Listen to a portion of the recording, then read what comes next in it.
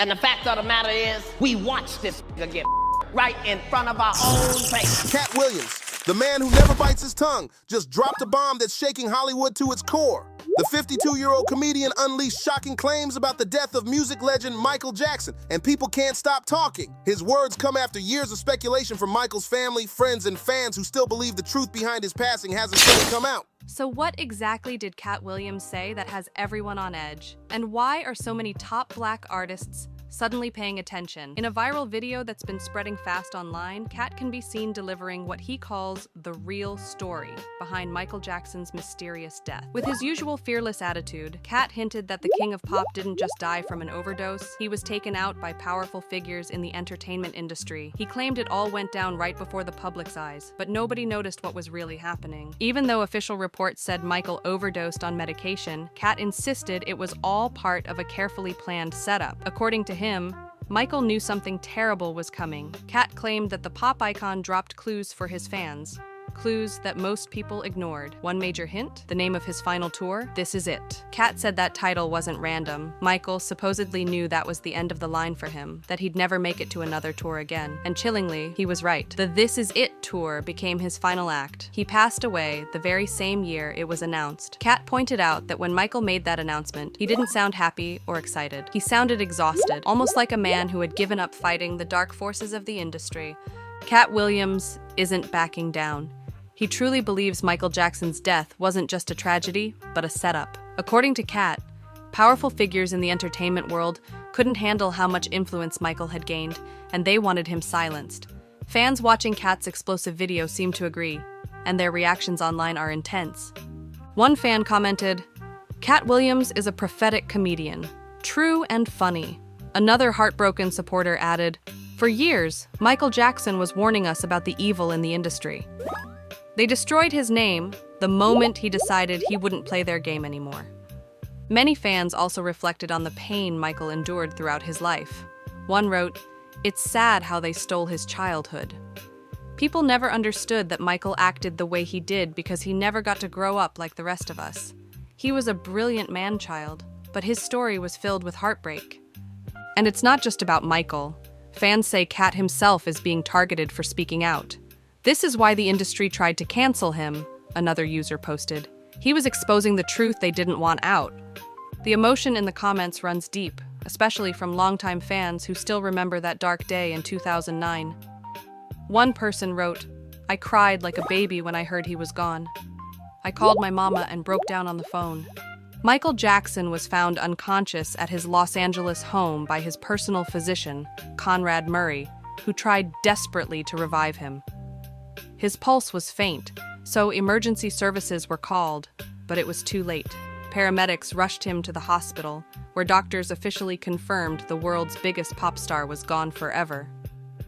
According to the official medical reports, the king of pop's death was ruled an overdose from a dangerous mix of prescribed surgical anesthetics and antidepressants.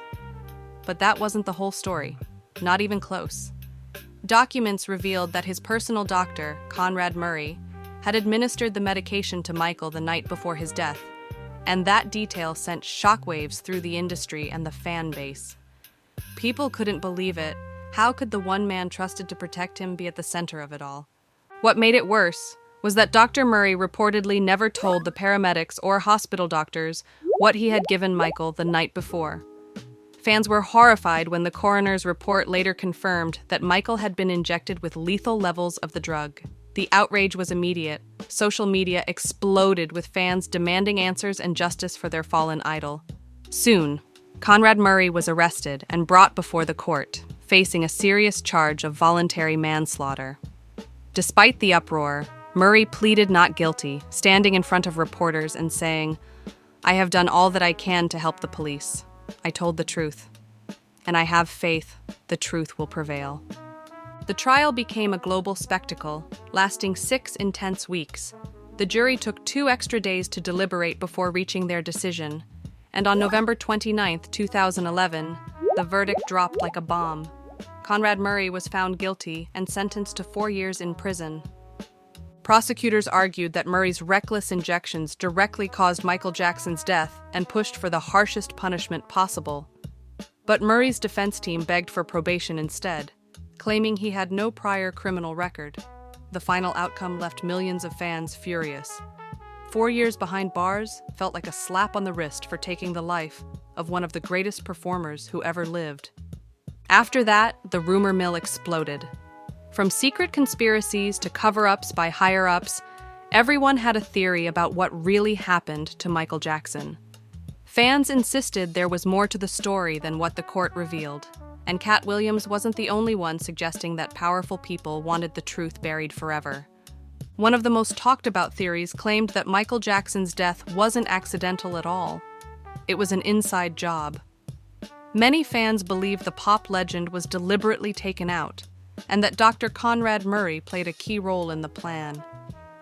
People kept asking the same haunting question: why would an experienced doctor give such dangerously high doses of a powerful anesthetic when he knew the risks? And even more suspicious, why didn't he tell the paramedics or hospital staff about the overdose immediately so they could have tried to save Michael's life? Conspiracy circles went wild with speculation. Some insisted that Dr. Murray was fully involved in a dark scheme to end MJ's life, that he might have been promised protection, money, or even a comfortable future in exchange for staying silent.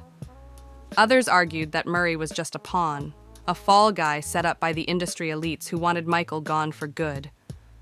Theories spread like wildfire, and the public couldn't decide which was worse, betrayal or manipulation. Even Michael's sister, LaToya Jackson, publicly shared her doubts.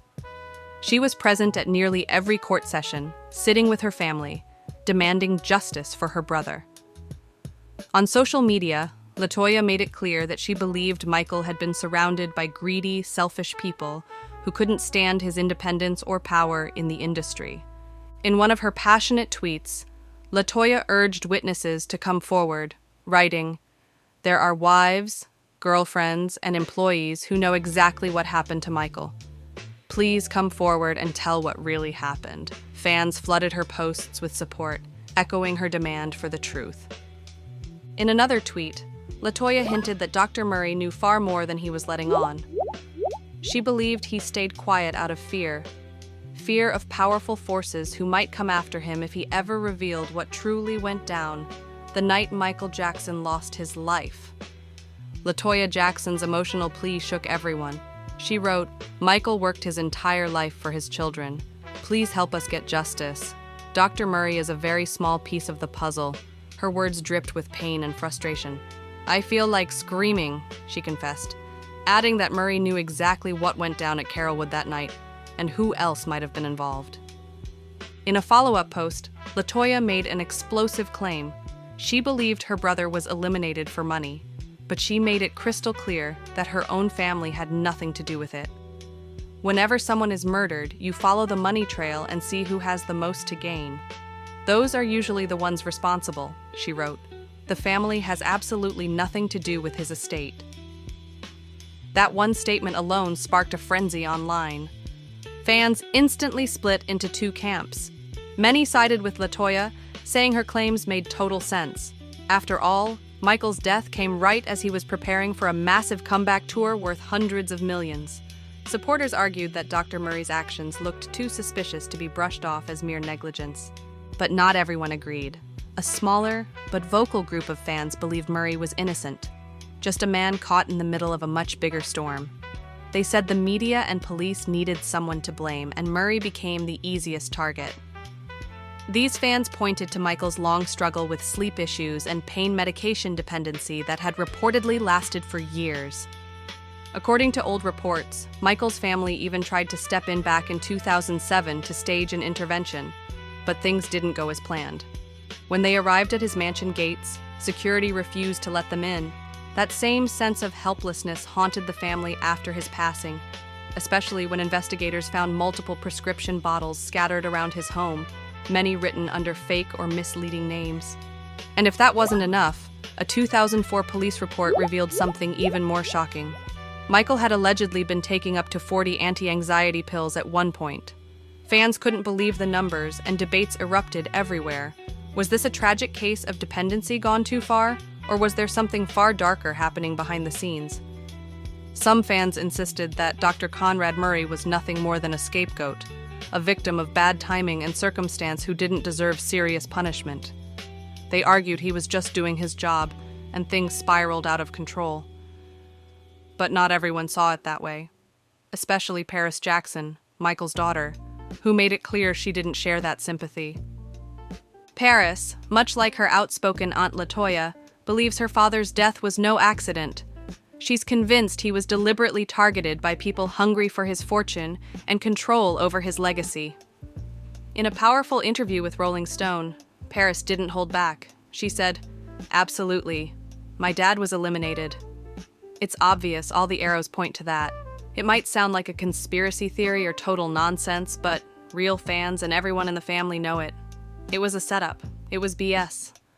Her words sent shockwaves through both the Jackson fandom and the music world. Paris didn't want to point the finger solely at Dr. Murray, though. She believed the truth went far deeper. She described it as a chess game, one where many powerful players had their own motives, whether it was money, influence, or control over Michael's empire. To her, Murray wasn't the mastermind. He was just one piece on a much bigger, darker board. Fans noticed that Paris chose her words carefully, almost as if she knew more than she was ready to say. Her chess game remark hinted that she was aware of hidden forces at play, people operating behind the scenes who wanted Michael silenced once and for all. And though she didn't name names, her message was crystal clear. This wasn't just about negligence or addiction. It was about power, money, and secrets too dangerous to fully expose. Some fans insisted that Dr. Conrad Murray was nothing more than a scapegoat, a victim of bad timing and circumstance who didn't deserve serious punishment. They argued he was just doing his job, and things spiraled out of control.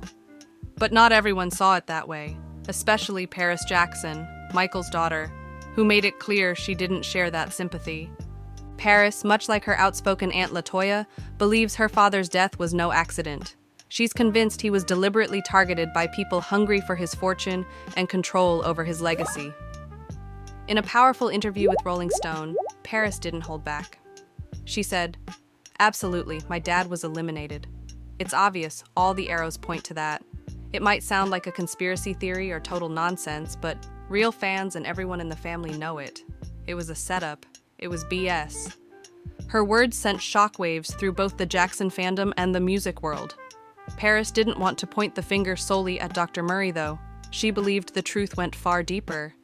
She described it as a chess game, one where many powerful players had their own motives, whether it was money, influence, or control over Michael's empire. To her, Murray wasn't the mastermind. He was just one piece on a much bigger, darker board. Fans noticed that Paris chose her words carefully, almost as if she knew more than she was ready to say. Her chess game remark hinted that she was aware of hidden forces at play, people operating behind the scenes who wanted Michael silenced once and for all. And though she didn't name names, her message was crystal clear. This wasn't just about negligence or Michael Jackson's global fame and influence were so massive that anyone openly plotting against him would be risking everything. According to Paris Jackson, that's exactly why those responsible chose to stay hidden, moving silently, pulling strings from the shadows, and letting others take the blame. In her eyes, the people behind her father's death were powerful, careful, and deeply connected. Because of that, Paris decided to keep most of what she knew to herself. She believed speaking too soon could backfire, or worse, endanger her. Instead, she focused on her future, saying she hoped to gain enough money and power one day to finally bring justice to her father's name. Even if she couldn't, she prayed that someday the truth would come out and Michael Jackson would get the justice he truly deserved. In her Rolling Stone interview, Paris revealed the depth of her pain and determination. She said, "I definitely do want justice, but it's a chess game, and I'm trying to play the chess game the right way. That's all I can say about that right now." Her words showed both wisdom and caution. She knew the fight for truth wasn't simple, and every move had to be calculated. Paris also opened up about her emotional scars, admitting that even years later, she still hadn't healed. They always say time heals, but it really doesn't. You just get used to it, she confessed. I'll live life with the mentality of, okay, I lost the only thing that has ever been important to me. Her heartbreak was raw, and it struck a chord with millions who still mourn the king of pop. Meanwhile, her Aunt Janet Jackson, the youngest of the Jackson family, took a completely different path in handling the loss of her beloved brother. While Paris searched for justice, Janet sought peace. But her version of peace came with its own complications and mysteries. Iction. It was about power, money, and secrets too dangerous to fully expose. She apparently didn't want a part of all the conspiracy theories and media coverage that were raging about MJ that she had to turn off the TV, according to her. The whole stuff was driving her crazy, and thus she had to tune out of the madness that was going on around her. She explained that she didn't have that proverbial thick skin to accommodate all the gossip back and forths and conspiracies. People can have rhinoceros skin, but there's a point when something's going to hurt you. Not everyone is stoned. Stoned. She claimed that her only source of news on what was going on in America and around the world was her chef. Janet chose to use the time to fondly remember her brother. She recalled the last time she saw him, which was on the 14th of May, 2 days before she turned 43. The occasion was a family celebration, and the kids were running around having a field day in the house. According to Janet, he and Michael taunted and teased each other while they ate Thai food. After the celebration, she left for her house, but kept calling her beloved brother, telling him how great the occasion was. A few days after the celebration, Janet flew to Atlanta to work on Tyler Perry's Why Did I Get Married Too, but still kept in touch with her brother. It was on the set that she got the call that MJ had gone on to eternity.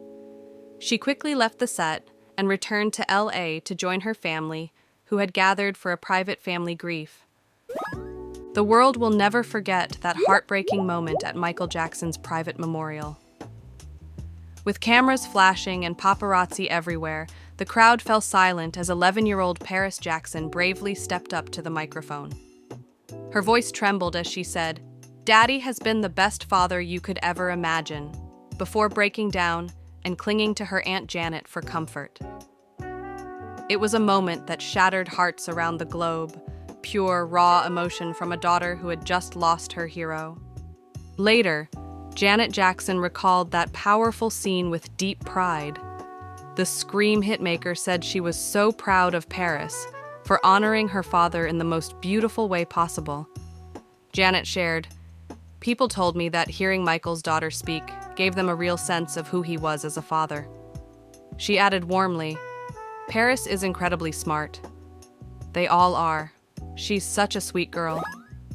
Janet assured everyone that the Jackson kids were doing well, surrounded by cousins and family love, the one thing strong enough to keep them going. After the memorial, Janet gave a short statement to the press and quietly returned to Atlanta to finish filming a movie. For her, grief turned into motivation. The Grammy-winning superstar threw herself into work, recording new albums, doing commercials, and headlining shows. Anything to keep her brother's memory alive while holding herself together. Still, even with her calm and grace, Janet has admitted that she misses Michael every single day.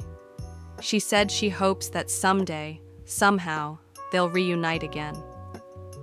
While Janet avoided fueling the chaos around Michael's mysterious death, not everyone in the family, or outside it, could stay as composed.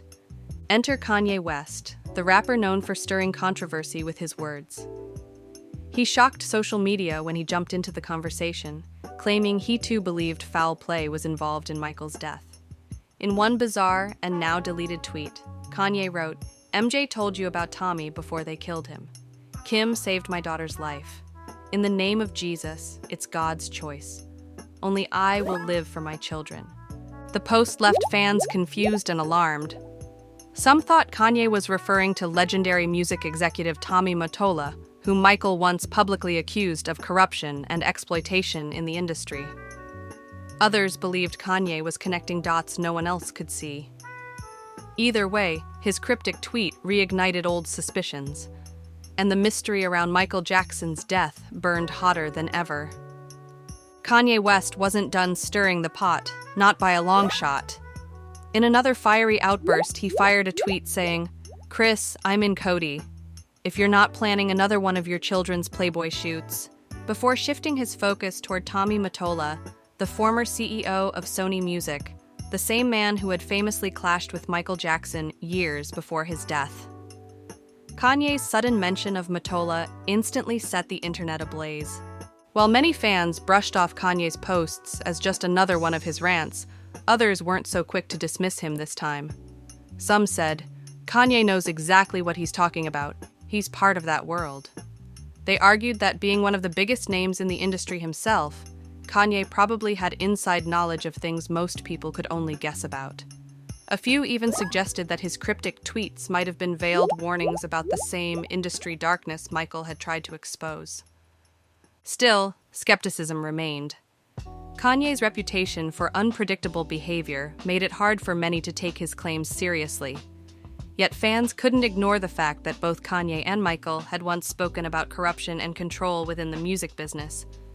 And both men had paid heavy prices for challenging powerful people.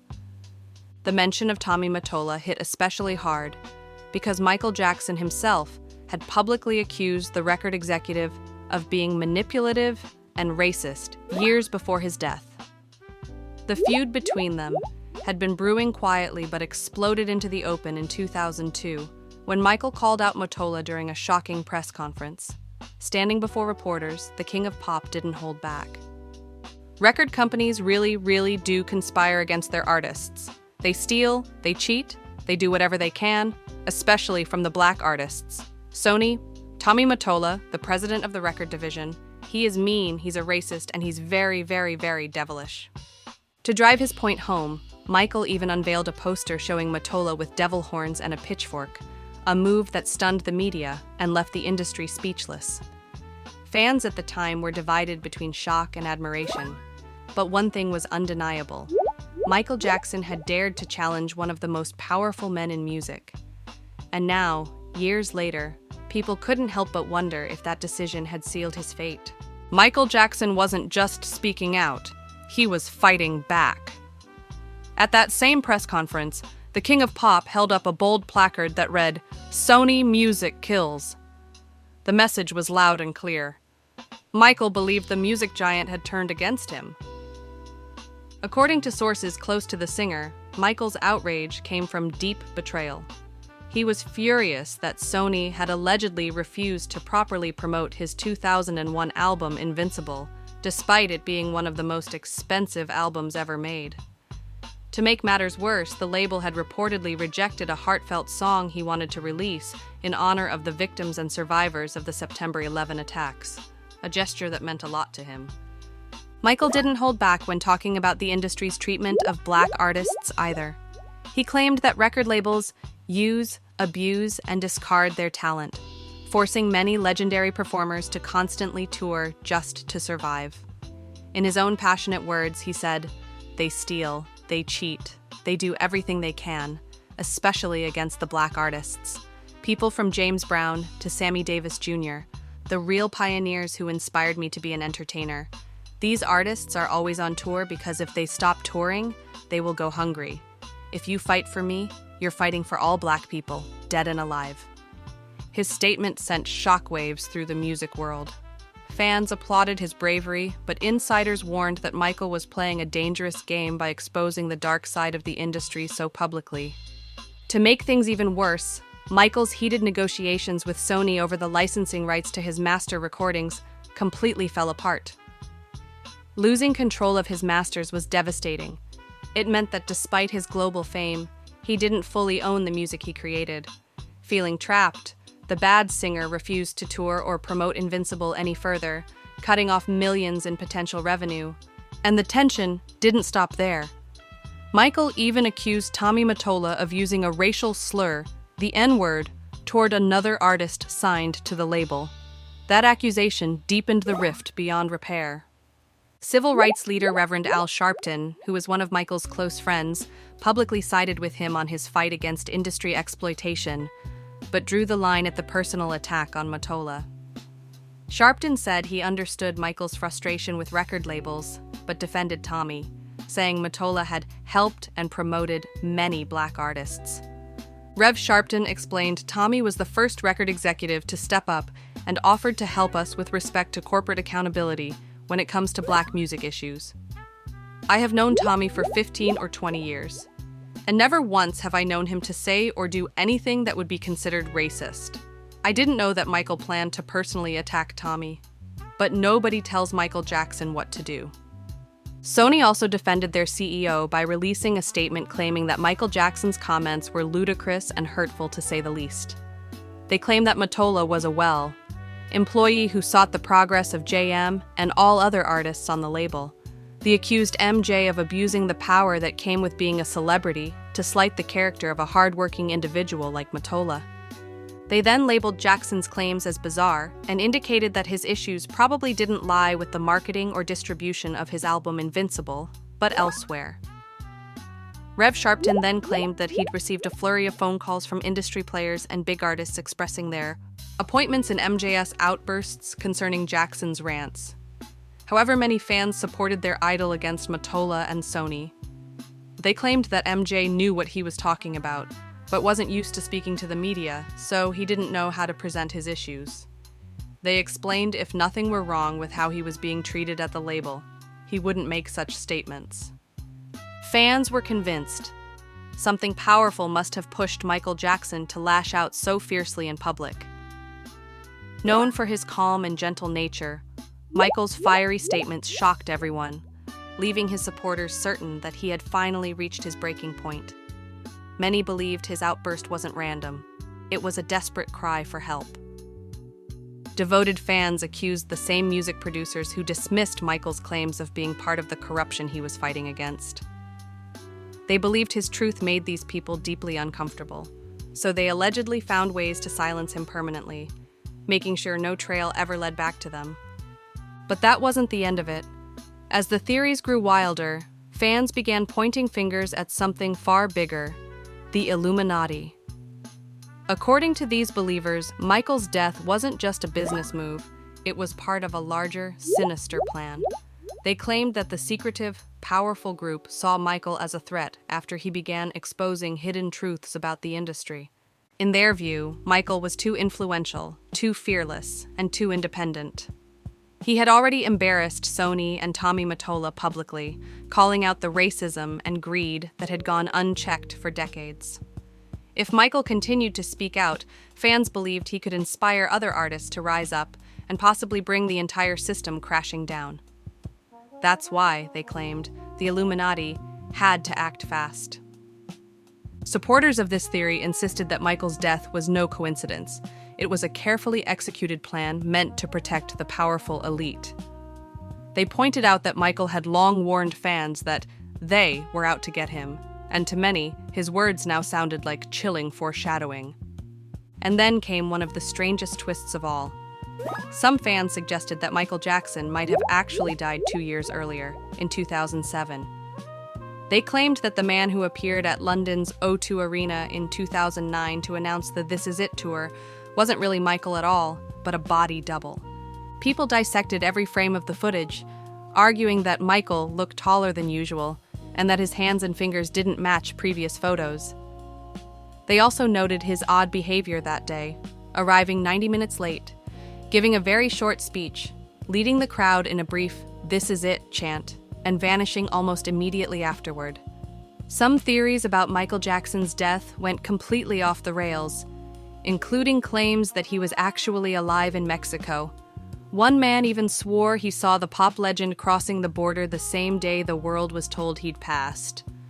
But no real proof ever surfaced, and nobody in Mexico has ever come forward with solid evidence. Then came one of the wildest claims yet, that former Iranian President Mahmoud Ahmadinejad somehow played a part in Michael's death. Conspiracy theorists said Ahmadinejad allegedly wanted to distract the world from the political chaos and protests in his own country. And sure enough, when Michael passed, all global attention shifted to the king of pop, silencing headlines about Iran, at least for a while. Another theory insisted that Michael faked his death to escape crushing debt and the pressure of fame. Some fans imagined him living peacefully on a hidden island, free from paparazzi and judgment. But the Los Angeles coroner's office officially confirmed that the body in the casket was indeed Michael Jackson, ending that rumor once and for all. Still, many fans refuse to let go of the idea that Michael was destroyed by the very industry he tried to expose. Online discussions overflowed with heartbreak and reflection. One fan wrote, "If you really think about what he went through, it's just heartbreaking. What those accusers did for money destroyed him." Another added, "You fight against the wrong for so long it breaks you. You just don't realize when you finally break." Even now, decades later, the love for Michael hasn't faded. His music, his message, and his unmatched energy continue to live on through the fans who refuse to forget him. As one diehard fan beautifully said, "Michael will live on forever through all the people who loved him." Don't forget to like, share, and subscribe because this story isn't over. Stay tuned for the next explosive reveal.